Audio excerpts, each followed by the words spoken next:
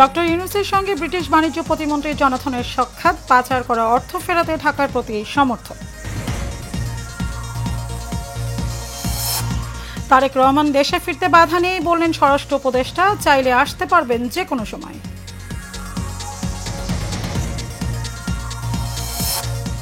গণতন্ত্র প্রতিষ্ঠায় তারেক ইউনূসের বৈঠক গুরুত্বপূর্ণ বললেন রিজভী, নির্বাচন সংস্কার ইস্যু নিয়ে আলোচনা। এবং ভারতের আহমেদাবাদে এয়ার ইন্ডিয়ার একটি বিমান বিধ্বস্ত, লন্ডনগামী বিমানটিতে যাত্রী ছিলেন 242 জন।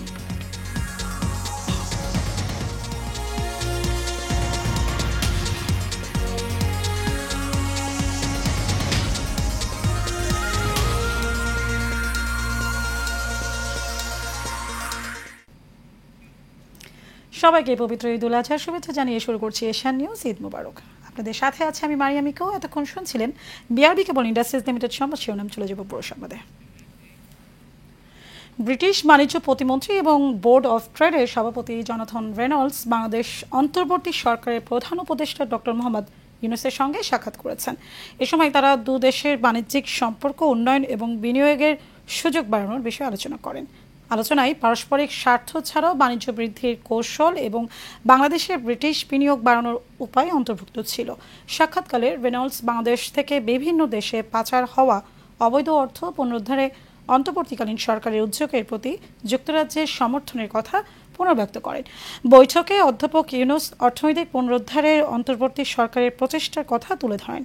বিশেষ করে ব্যাংক খাত সংস্কার, বৈদেশিক মুদ্রার রিজার্ভ স্থিতিশীল রাখা এবং সামগ্রিক অর্থনৈতিক স্থিতিশীলতা রক্ষার বিষয়গুলো গুরুত্ব সহকারে তুলে আনেন।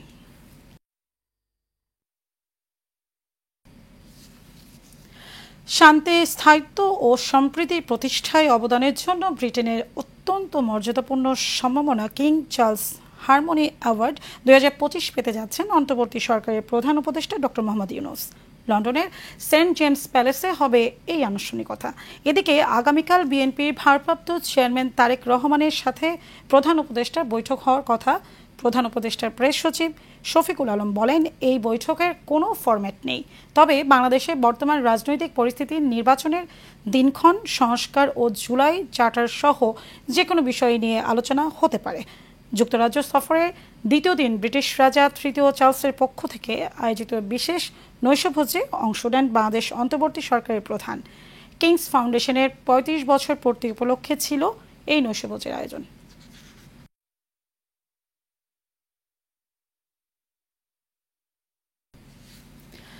স্বরাষ্ট্র উপদেষ্টা জাহাঙ্গীর আলম চৌধুরী বলেছেন, তারেক রহমানের দেশে ফিরতে কোনো বাধা নেই, তিনি চাইলে যে কোনো সময় দেশে আসতে পারেন।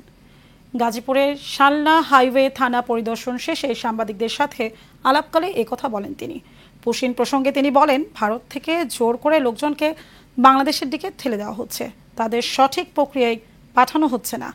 ভারতে থাকা বাংলাদেশি নাগরিকদের অবশ্যই নেব, এজন্য তাদের নিয়ম মেনে পাঠাতে হবে। তিনি বলেন, করোনা সংক্রমণ রোধে বিমানবন্দর, স্থলবন্দর সহ বিভিন্ন স্থানে সচেতনতা বাড়াতে উদ্যোগ নেওয়া হয়েছে, তবে সবার আগে নিজেদের সচেতন হতে হবে। দেশে ফেরাটা সহজ হবে কিনা আপনি কি মনে করছেন এই বিষয়ে? এই ব্যাপারে ওনার তো দেশে ফেরার তো কোনো অসুবিধা নাই, উনি যে কোনো সময় ইচ্ছা, উনি বাংলাদেশের নাগরিক, যে কোনো সময় ইচ্ছা উনি দেশে ফিরবেন। ওনারা যে সময় উনি নিজেরে যে সময় উনি মনে করবেন উনি সেই সময় দেশে ফিরবেন। আমাদের বাংলাদেশি নাগরিক যদি ওই অগদেশে থাকে আমরা অবশ্যই নিব, কিন্তু তারা একটা প্রপার চ্যানেলে আসতে হবে। নিয়ম হইলো প্রপার চ্যানেলে। ওনারা করে নাকি এটা ফলো না করে এই জঙ্গলে রাস্তা দেখি জায়গায় না ওই সব জায়গায় গিয়ে করে, এটা একটু অমানবিক। এই যেগুলো আমরা কিন্তু এটা শুধু আমাদের না, আমাদের যে অ্যাম্বাসেডর আছে, হাই কমিশনার আছে দিল্লি, তাকেও এটা বলা হয়েছে এবং ফরেন অ্যাডভাইজার এই ব্যাপারে আপনাকে কিন্তু ব্রিফও করছে।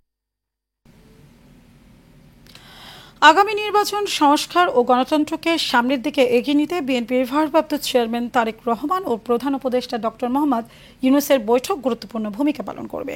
আজ এক সংবাদ সম্মেলনে একথা বলেছেন বিএনপির সিনিয়র যুগ্ম মহাসচিব রুহুল কবির রিজভী আহমেদ। শেখ সোহাগের রিপোর্ট।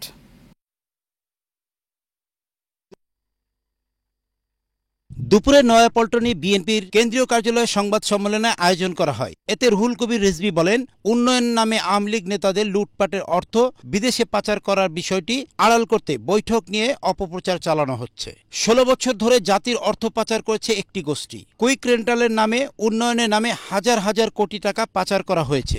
জনগণের নিরাপত্তা এবং জীবন রক্ষা এটা সরকারের প্রধান দায়িত্ব। যে রাজনৈতিক দল দেশের হাজার হাজার কোটি টাকা পাচার করেছে তাদের রাজনীতি করার অধিকার থাকা উচিত কিনা এমন প্রশ্ন তোলেন রিজভী। যারা কুইক রেন্টালের নামে, পদ্মা সেতুর নামে, ফ্লাইওভারের নামে, নানাবিধ মেগা প্রজেক্টের নামে যারা জনগণের পকেট কেটে টাকা নিয়ে গিয়ে সেখানে বিত্ত বৈভব এবং বিলাসে মত্ত রয়েছেন, তাদের সেই রাজনৈতিক দলের বিরুদ্ধে কি ধরনের ব্যবস্থা নেওয়া উচিত বলে আমি তাদেরকে জানাই। দেশের করোনা বিস্তার সম্পর্কে সতর্ক করে রিজভী আহমেদ বলেন, আবার দ্রুত করোনা ছড়াচ্ছে, সুতরাং জনগণের জীবন রক্ষা ও নিরাপদের বিষয়কে সর্বোচ্চ গুরুত্ব দিয়ে জরুরি ট্রান্সপোর্ট গঠন করা দরকার।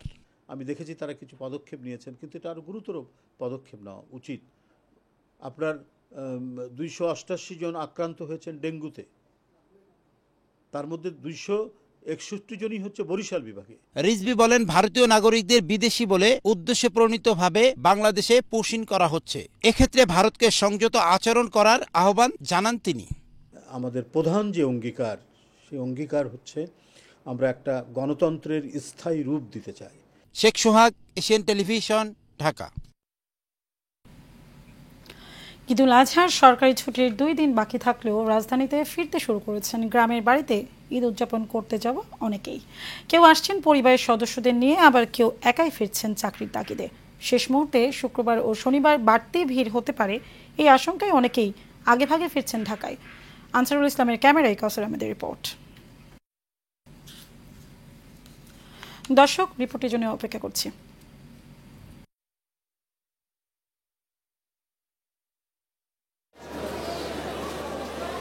রাজধানীর কমলাপুর রেল স্টেশনে কিছু সময় পর একের পর এক ট্রেন এসে পৌঁছাচ্ছে এবং যাত্রীরা একে একে নেমে আসছেন ব্যস্ত নগরীতে। ঈদের ছুটি কাটিয়ে ফিরতি যাত্রীদের চাপ থাকলেও রেলযাত্রায় কোনো বড় ধরনের ভোগান্তির খবর পাওয়া যায়নি।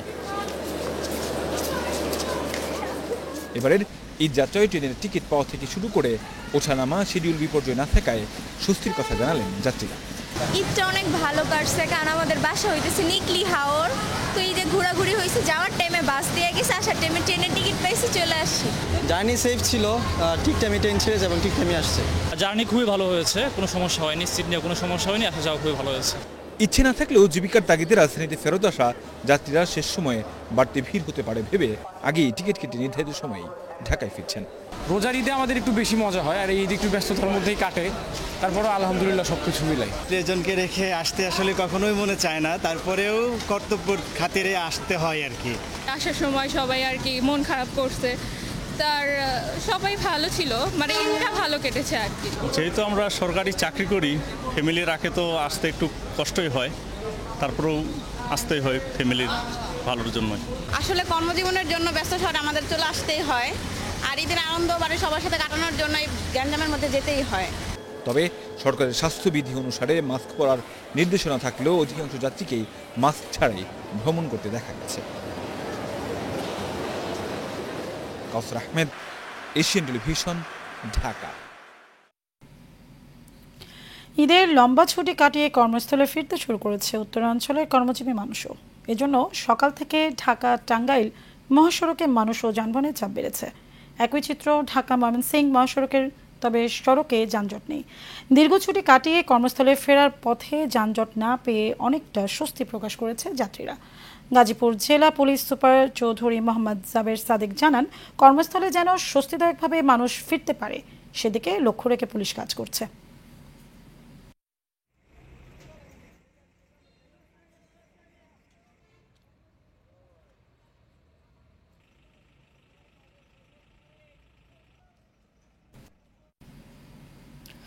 সাবেক ভূমিমন্ত্রী সাইফুজ্জামান চৌধুরী যুক্তরাজ্যের সম্পত্তি জব্দ করেছে দেশটির জাতীয় অপরাধ সংস্থা এনসিএ। বুধবার এক প্রতিবেদনে এ তথ্য জানিয়েছে কাতার ভিত্তিক গণমাধ্যম আল জাজিরা। সাইফুজ্জামান চৌধুরী বর্তমানে মানি লন্ডারিং মামলায় বাংলাদেশের তদন্তাধীন রয়েছেন। তিনি ক্ষমতাচ্যুত সাবেক প্রধানমন্ত্রী ও বর্তমান নিষিদ্ধ আওয়ামী লীগের প্রধান শেখ হাসিনার ঘনিষ্ঠ সহযোগী ছিলেন। এক বিবৃতিতে এনসিএ জানায় তারা একটি চলমান বেসামরিক তদন্তের অংশ হিসেবে সাইফুজ্জামান চৌধুরী বেশ কিছু সম্পত্তি জব্দ করেছে। এর ফলে তিনি এসব সম্পত্তি বিক্রি করতে পারবেন না।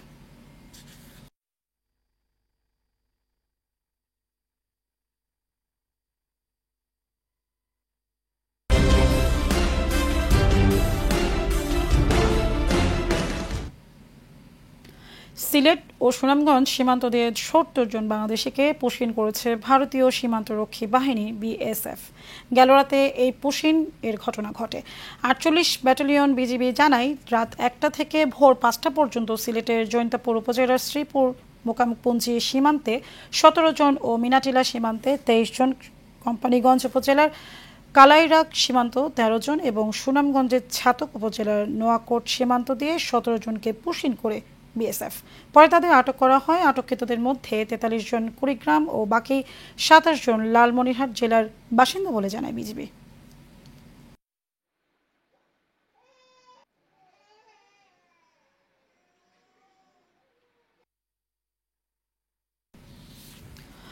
গত মধ্যরাতে শেষ হয়েছে সাগরে ইলিশ সব ধরনের মাছ শিকারে ৫৮ দিনের নিষেধাজ্ঞা। এর ফলে দীর্ঘদিন পর সরগরম হয়ে উঠেছে জেলেপল্লী ও মৎস্য অবতরণ কেন্দ্রগুলো। সকাল থেকে সাগরে ফিশিং বোট ও জাল নিয়ে মাছ শিকার শুরু করেছেন জেলেরা। কেউ কেউ মধ্যরাত থেকেই সাগরের উদ্দেশ্যে রওনা হন। সমুদ্র উপকূলীয় জেলে পল্লীগুলো ফিরছে কর্মচাঞ্চল্য। জেলেরা জানান, নিষেধাজ্ঞার সময় তারা কর্মহীন ছিলেন, ধার দেনা করে সংসার চালাতে হয়েছে। এখন নিষেধাজ্ঞা শেষে মাছ শিকার করে ধার দেনা পরিশোধ করে ঘুরে দাঁড়ানোর স্বপ্ন তাদের। গত ১৫ এপ্রিল থেকে ৫৮ দিন সমুদ্র ও উপকূলীয় এলাকায় মাছ ধরা, পরিবহন, সংরক্ষণ ও বিক্রয় সম্পূর্ণ নিষিদ্ধ ছিল।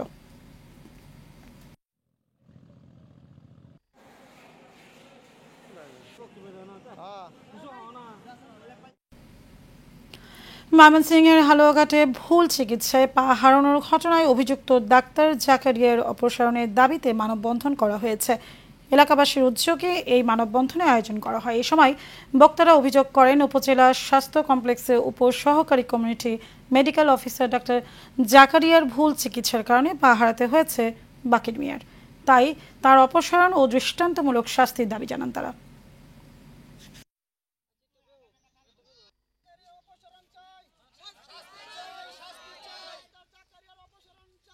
সূক্ষ্ম বিচার চাই। আমার ৩টা নাতি, আমার ভূতের 3টা নাতিলে আমার ভূতের ঠ্যাংটা কাটা হয়েছে। নরসিংদীর রায়পুরার বিশিষ্ট মতিউর রহমানের যুব সংঘের নতুন কমিটি গঠন করা হয়েছে। সুমন আহমেদকে সভাপতি এবং সৈকত ভূঁইয়াকে সাধারণ সম্পাদক নির্বাচিত করে ৯১ সদস্যের বিশিষ্ট ত্রিবার্ষিক কমিটি গঠন করা হয়। এই উপলক্ষে এক মতবিনিময় সভা অনুষ্ঠিত হয়েছে। সভায় বক্তব্য রাখেন সংগঠনের উপদেষ্টা কামরুজ্জামান ভূঁইয়া রাকিব, আব্দুল হাই রানা মেম্বার, সাধারণ সম্পাদক সৈকত ভূঁইয়া সহ অনেকে। এ সময় বক্তারা সংগঠনের মঙ্গল কামনা করে সবার সহযোগিতা কামনা করেন।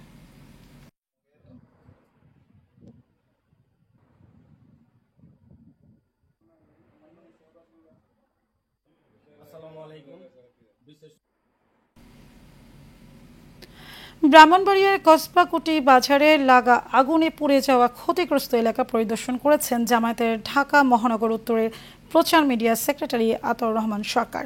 এ সময় আতাউর রহমান সরকার ক্ষতিগ্রস্ত দোকানদারকে সান্ত্বনা ও তাদের পাশে থাকার প্রতিশ্রুতি দেন। পরিদর্শনের সময় উপস্থিত ছিলেন জেলা জামায়াতের কর্মপরিষদ সদস্য কাজী সিরাজুল ইসলাম, উপজেলা জামায়াতের আমির অধ্যক্ষ ফরিদ উদ্দিন আহমেদ, নায়েবে আমির পীরজাদা শিবলি নোমানী ও উপজেলা প্রচার সম্পাদক কবির আহমেদ সহ অনেকে।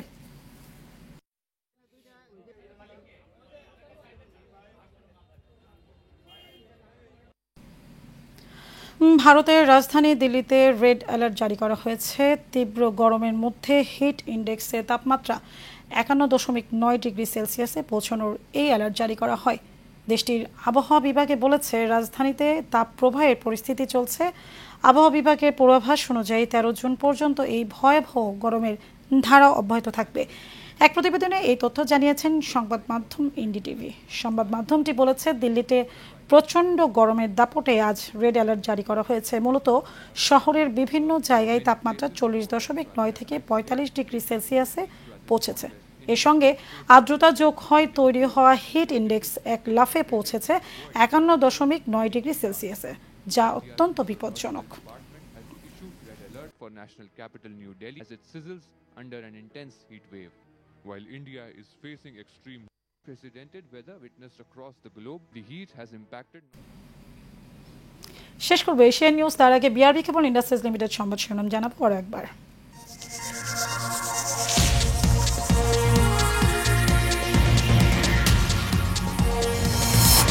ডক্টর ইউনূসের সঙ্গে ব্রিটিশ বাণিজ্য প্রতিমন্ত্রী জনাথনের সাক্ষাৎ, পাচার করা অর্থ ফেরাতে ঢাকার প্রতি সমর্থন। তারেক রহমানের দেশে ফিরতে বাধা নিয়ে বললেন স্বরাষ্ট্র উপদেষ্টা, চাইলে আসতে পারবেন যে কোনো সময়।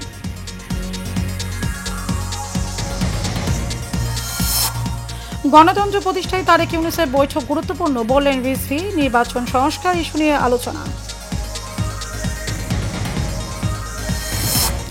এবং ভারতের আহমেদাবাদে এয়ার ইন্ডিয়ার একটি বিমান বিধ্বস্ত, লন্ডনগামী বিমানটিতে যাত্রী ছিলেন 242 জন।